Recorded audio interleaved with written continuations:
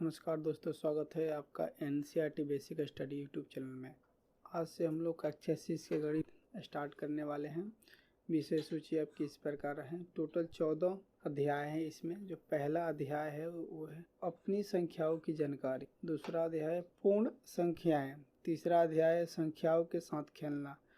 चौथा अध्याय है आधारभूत ज्यामिति अवधारणाएं। पांचवा अध्याय है आरंभिक आकारों को समझना। छठा अध्याय है पूर्णांक। सातवां अध्याय है भिन्न। आठवां अध्याय है दशमलव। नौवां अध्याय है आंकड़ों का प्रबंधन। 10वां अध्याय है क्षेत्रमिति। 11वां अध्याय है बीजगणित। 12वां अध्याय है अनुपात और समानुपात। 13वां अध्याय है समसमयिति प्रायोगिक ज्यामिति। चौथा अध्याय है सबसे लास्ट। दोस्तों, हम लोग अभी पढ़ने जा रहे हैं पहला अध्याय अपनी संख्याओं की जानकारी। तो चलिए शुरू करते हैं। अध्याय 1 अपनी संख्याओं की जानकारी। 1.1 भूमिका। वस्तुओं को गिनना अब हमारे लिए सरल है। अब हम वस्तुओं की बड़ी संख्या में गिन सकते हैं, जैसे कि स्कूल के विद्यार्थियों की संख्या, और इन संख्याओं को संख्यांकों नंबरल्स द्वारा निरूपित कर सकते हैं। हम उपयुक्त संख्या नामों नंबरल्स का प्रयोग करके बड़ी संख्याओं से संबोधित दे सकते हैं। जैसे एक स्कूल के विद्यार्थियों की संख्या मान लेते हैं 1500 है। इसको हम लोग शब्दों में 1500 लिख सकते हैं। आपको किसी भी संख्या को पढ़ने लिखने के लिए आपको संख्या के बारे में जानकारी होनी चाहिए। किसी भी संख्या को अंक में लिखने के लिए 1, 2, 3, 4, 5, 6, 7, 8, 9 और 0 टोटल 10 अंकों की आवश्यकता पड़ती। इन्हीं अंकों की सहायता से, संख्यांकों की सहायता से आप लाखों करोड़ों संख्याएं लिखते हैं। इन अंकों का प्रयोग करके बड़ी से बड़ी संख्या को लिखा जा सकता है। ऐसा नहीं है कि हम हमेशा से ही बड़ी राशियों के बारे में वार्तालाप या संकेतों द्वारा सूचना देना जानते थे। कई हजार वर्ष पहले लोग केवल छोटी संख्याओं के बारे में ही जानते थे। धीरे धीरे उन्होंने बड़ी संख्याओं के साथ कार्य करना सीखा। उन्होंने बड़ी संख्याओं को संकेतों से व्यक्त करना सीखा। ये सब मानव प्रणाली के सामूहिक प्रयासों के कारण संभव हो सका। उनका रास्ता सरल नहीं था और उन्हें इस पूरे रास्ते में संघर्ष करना पड़ा। वास्तव में संपूर्ण गणित के विकास को इसी रूप में समझा जा सकता। जैसे जैसे मानव ने उन्नति की, वैसे वैसे गणित का विकास की आवश्यकता बढ़ती गई। इसके परिणाम स्वरूप गणित में विकास और तेजी से हुआ। हम संख्याओं का प्रयोग करते हैं, उनके बारे में अनेक बातें जानते हैं। संख्या प्रत्यक्ष वस्तुओं को गिनने में हमारी सहायता करती है। संख्या हमारी सहायता यह बताने में करती है कि वस्तुओं कौन सा संग्रह बड़ा है, और वस्तुओं को पहले, दूसरे इत्यादि क्रम में व्यवस्थित करने में भी सहायता करती है। जैसे कि हम बड़ी संख्या के बारे में बात करें तो आप लोग पिछले क्लास में अंकों के साथ जोड़ना, घटाना, गुणा करना और भाग करना आपने सीख चुके हैं। आप लोगों को यह पता होना चाहिए कि किसी भी संख्या को बोलने, लिखने तथा पढ़ने के लिए संख्या पद्धति की जरूरत पड़ती है। भारत में भारतीय संख्यांकन पद्धति का प्रयोग होता है। किसी भी संख्या को गिनने के लिए बाएं से दाएं तरफ गिनना शुरू किया जाता। जैसे संख्या है 9534। तो किसी भी संख्या को गिनने के लिए हम लोग बाएं से दाएं की तरफ गिनना शुरू करते हैं। जैसे इकाई, दहाई, सैकड़ा, हजार। 9534। तो इसको इकाई लिखते हैं, इकाई। ये हुआ दहाई,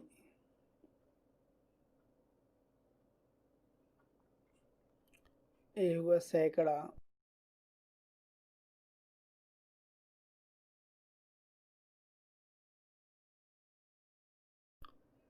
ये हुआ 1000।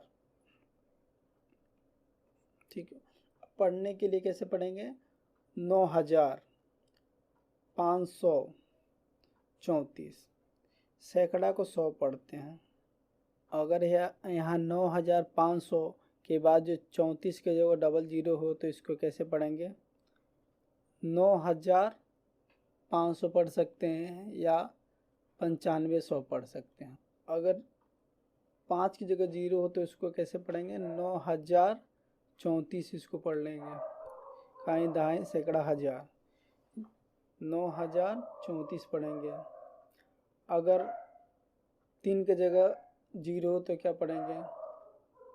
9004 पढ़ लेंगे। अगर 9530 पढ़ लेंगे अगर यहाँ 4 की जगह जीरो हो तो। अगर किसी भी संख्या के बाद जीरो लगा हो तो उसका मान बढ़ जाता है। जैसे 1 के बाद डबल जीरो लगा है, ये 100 हो गया। जीरो अगर किसी भी संख्या में पहले और बाद दोनों हो तो, जैसे अपने पास संख्या है 0625, जीरो से पहले अगर कोई संख्या है तो उसका मान बनेगा। जीरो के बाद अगर संख्या है तो ये इतना काउंट होगा, ये जीरो काउंट नहीं होगा। तो इसको कि 6025 हो जाएगा। इक्काई दहाई सैकड़ा 1000, 1000 में होता है। जीरो सैकड़ा की जगह है, ठीक है। 2 दहाई की जगह है और 5 इकाई की जगह है।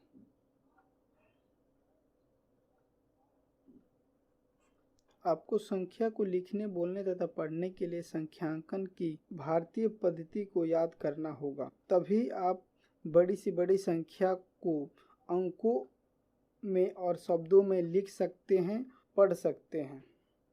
संख्यांकन की भारतीय पद्धति जो इस प्रकार है। संख्यांकन की भारतीय पद्धति, पहला कॉलम में आपको संख्या दिया गया है, दूसरे कॉलम में संख्या की अंकों की संख्या दिया गया है, ठीक है। और तीसरा कॉलम में संख्या नाम, जिसे हिंदी में कैसे पढ़ते हैं, इकाई दहाई सैकड़ा 1000। और चौथा कॉलम में संख्या नाम दिया गया है अंतर्राष्ट्रीय संख्या पद्धति के द्वारा, ठीक है। तो इकाई संख्या में 1 अंक होता है। जैसे वो संख्या 1 से लेके 9 तक कोई भी संख्या हो सकती है, लेकिन वो 1 अंक ही होगी। जैसे 7 मान लेते हैं, ये इकाई हो गया, ठीक है। अब दहाई में संख्या, अंकों की संख्या 2 होती है, ठीक है। कभी भी अंकों की संख्या 2 होगी, जैसे 10 से लेके 99 तक। तो अगर कोई संख्या हम यहाँ 5 मान लेते हैं, ठीक है, तो ये कितना हो गया? इकाई दहाई। अगर दोनों को एक साथ मिला के लिख दें तो कितना हो गया? 57। हिंदी बोला था 57। फिर सैकड़ा में कितनी संख्या होती है? 3 संख्या होती है, तो 100 हो गया, ठीक है। अंकों की संख्या 100 है। इकाई दहाई सैकड़ा। 1000 में अंकों की संख्या कितनी? 4 होती है। इकाई दहाई सैकड़ा 1000। उसके बाद आता है 10,000। 10,000 में अंकों की संख्या कितनी होती है? 5 होती है। इकाई दहाई सैकड़ा 1000 10,000, ठीक है। उसके बाद आता है लाख। लाख में अंकों की संख्या कितनी होती है? 6 होती है। इकाई दहाई सैकड़ा 1000 10,000 लाख। 10 लाख। 10 लाख में अंकों की संख्या होती है 7। इकाई दहाई सैकड़ा 1000 10,000 लाख 10 लाख। 1 करोड़। 1 करोड़ में अंकों की संख्या कितनी होती है? 8। इकाई दहाई सैकड़ा 1000 10,000 लाख 10 लाख करोड़। 10 करोड़। 10 करोड़ में अंकों की संख्या कितनी होती है? 9। इकाई दहाई सैकड़ा 1000 10,000 लाख 10 लाख करोड़ 10 करोड़। अरब। अरब में अंकों की संख्या कितनी होती है? 10। इकाई दहाई सैकड़ा 1000 10,000 लाख 10 लाख करोड़ 10 करोड़ अरब। 10 अरब। 10 अरब में अंकों की संख्या कितनी होती है? 11 होती है। इकाई दहाई सैकड़ा 1000 10,000 लाख 10 लाख करोड़ 10 करोड़ अरब 10 अरब। खरब। खरब में अंकों की संख्या कितनी होती है? 12। इकाई दहाई सैकड़ा 1000 10,000 लाख 10 लाख, करोड़, 10 करोड़, अरब, 10 अरब, खरब, 10 खरब। 10 खरब में अंकों की संख्या कितनी होती है? 13। इकाई, दहाई, सैकड़ा, हजार, 10,000, लाख, 10 लाख, करोड़, 10 करोड़, अरब, 10 अरब, खरब, 10 खरब। नील, नील में अंकों की संख्या कितनी होती है? 14। इकाई, दहाई, सैकड़ा, हजार, 10,000, लाख, 10 लाख, करोड़, 10 करोड़, अरब, 10 अरब, खरब, 10 खरब। नील। उसके बाद आता है 10 नील। 10 नील में अंकों की संख्या होती है 15। इकाई, दहाई, सैकड़ा, हजार, 10,000, लाख, 10 लाख, करोड़, 10 करोड़, अरब, 10 अरब, खरब, 10 खरब। नील, 10 नील। इसके बाद आता है पद्म। पद्म में अंकों की संख्या होती है 16। इकाई, दहाई, सैकड़ा, हजार, 10,000, लाख, 10 लाख, करोड़, 10 करोड़, अरब, 10 अरब, खरब, 10 खरब। नील, 10 नील, पद्म। जिस तरह भारतीय पद्धति में इकाई को, एक अंक की संख्या को इकाई बोलते हैं, उसी तरह अंतर्राष्ट्रीय पद्धति में यूनिट बोलते हैं। दहाई को 10 बोलते हैं, ठीक है, और सैकड़ा को 100 बोलते हैं, हजार 1000 बोलते हैं, 10,000 को 10,000 बोलते हैं। भारतीय पद्धति और अंतर्राष्ट्रीय पद्धति में 10,000 तक सेम बोलते हैं, ठीक है। और यहाँ से क्या होता है, 1 लाख को 100,000 बोलते हैं। 100,000 बराबर 1 लाख, ठीक है, 1 लाख। उस तरह 10 लाख को 1 मिलियन बोलते हैं, 1 करोड़ को 10 मिलियन बोलते हैं, 10 करोड़ को 100 मिलियन बोलते हैं, अरब को बिलियन बोलते हैं, 10 अरब को 10 बिलियन बोलते हैं, खरब को 100 बिलियन बोलते हैं, 10 खरब को ट्रिलियन बोलते हैं, और नील को 10 ट्रिलियन बोलते हैं, 10 नील को 100 ट्रिलियन बोलते हैं, और पद्म को क्वाड्रिलियन बोलते हैं, ठीक है। अपने यहाँ जो शंखों में कोमा लगता है, जो अल्प विराम लगता है, तो सैकड़ा के बाद लगता है, ठीक है। सैकड़ा के बाद 10,000 हो गया तो ये लग गया। अगर 1 लाख होगा, 1 लाख में संख्या कितनी होती? 6 होती है, ठीक है। तो हम लोग 1 लाख को कैसे लिखते हैं? 1 लाख में कितने जीरो होते हैं? 5 जीरो होते हैं। 1 लाख लिखना है तो 5 जीरो बैठा दे, 1 2 3 4 5, ठीक है। तो हमारे यहाँ जो कोमा लगता है, पहला ऐसे कोमा लगता है, 3 अंक के बाद लगता है, उसके बाद 2 अंक के बाद लगता है, हर एक 2 अंक के बाद कोमा लगते जाता है। लेकिन अंतर्राष्ट्रीय पद्धति में क्या लगता है, इसको 1 लाख को 100,000 बोलते हैं। तो जो कोमा लगता है, इनका भी 3 अंक के बाद लगता है, उसके बाद फिर अगर 3 अंक है तो फिर यहाँ पे एक कोमा लगता है, इतना इस पे लगता है, ठीक है।